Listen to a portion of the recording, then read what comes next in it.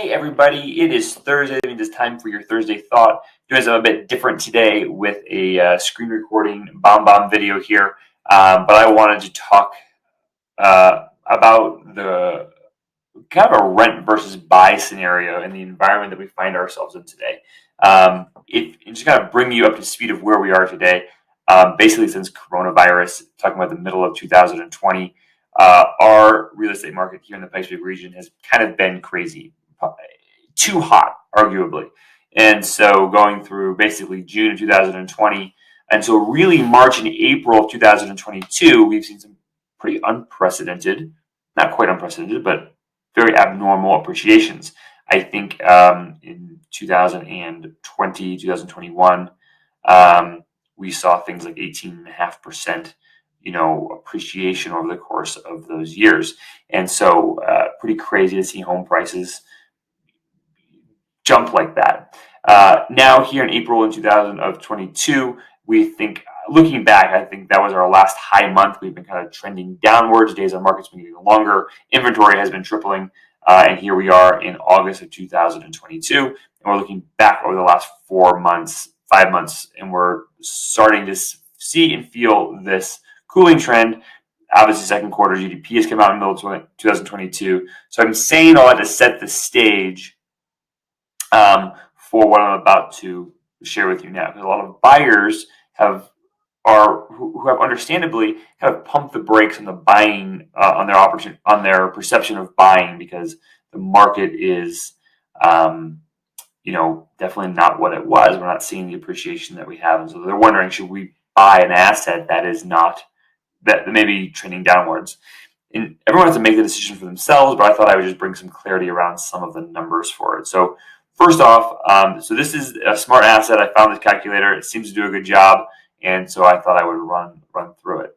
First, I want to clarify my data. I went through 2 Pikes Peak MLS. I looked at all of the single-family home rentals that were 3 to 4 bedrooms, 2 to 3 baths, 2-car garages, overall 2021. I excluded, and there were about 750 matches, let's say. I excluded about 10 of them that were on the high end of the price range. They were like $4,000, $3,900. And I eliminated about 10 of them, and that brought us down to about the $3,000 mark. And the low end is about $1,400. So I didn't eliminate anything off the bottom. So we're dealing with an average rental of an average house in Colorado Springs between $1,400 and about $3,000. And that average ended up being $2,010 that I saw over the course of 2021. I also wanted to take the average home price of the cumulative existing average home price of 2021, which was $491,768.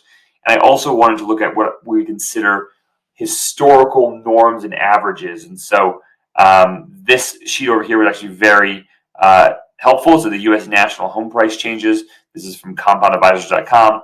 And you can see that from 1891 all the way to 2019, which is a good stretch of data, I would think, the average home appreciation over the course of 100 and whatever that is, 27 years, has been 3.2%.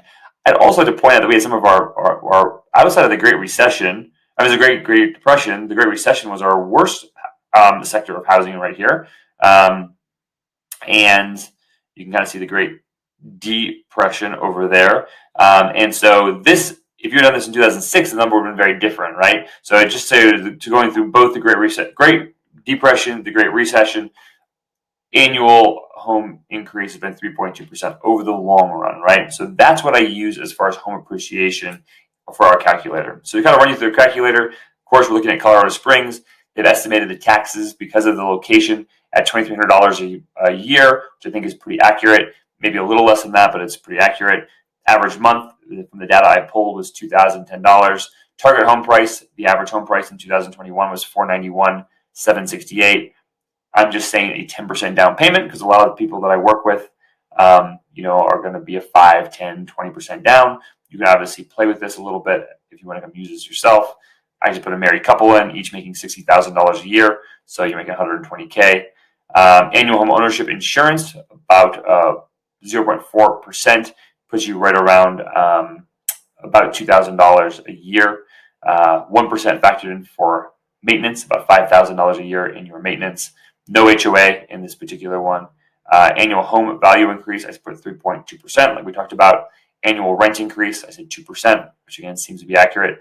Then I adjusted the inflation because we find ourselves in an inflationary period right now. I said, hey, annual general inflation is 4% with an annual rate of return for savings accounts of 1%, which even that's a little high for right now, but inflation is a little low, so I tried to kind of equal them out here a little bit. So hope all of that makes sense. And according to this calculator, you can see here that over the course of 5 years, renting will be more expensive than owning your house. And so if you kind of step this back a year, you'll see that your cost difference, your buying here, is about $2,800 a month, and your cost difference here versus your total cost and your monthly costs are close. Now, when you strap this up here, you'll see that your monthly costs are a little higher when you buy, but your cost difference, you kind of break over that you're about $9,000 ahead in year 5. And they kind of make some assumptions when it comes to selling your property down here. So obviously there's a cost of renting versus the cost of buying. This is what your home equity would be in the house after 5 years, with your including your 10% down payment, your home value, your mortgage on it, and all of your costs associated with upfront costs, ongoing expenses, and your selling expenses when you sell it. So this is, I think, a pretty fair representation of an average purchase. It would take you about 5 years to kind of break even. But I think it's kind of important to say that if let's say that your down payment was a 20% down payment, you sold a place, you're coming from somewhere else, and you have more to put down. If you were to put a 20% down, then you would obviously break even a little sooner in 3 years. So let's go back to the 10% down, because I think another thing that's important to kind of look at is if you were an average buyer buying a $490,000 home, you had $50,000 to put down. This is real interesting. Is like you can kind of see the exponential growth of in year 30. If you were to stay in a house, you'd be spending almost $1 million renting, and your cost of buying after selling the property would only be about $200,000. And so obviously the further you get away from that 5-year mark, the better off you are financially. So if you are, if you know you're only going to be somewhere for a year or two, then of course renting makes a lot of sense. If you know you're kind of committed to an area for the next 4 to 5 years, then buying does still make a lot of sense. Also, this thing kind of assumes the average interest rate, which is right around 5.2, 5.5%. And so that's what this is assuming here. So if you're buying in these averages, then that 5-year mark is right about the mark that you break even. Sorry for the super long video. Hope it was helpful. And if I can be of help, let me know. Thanks. See ya.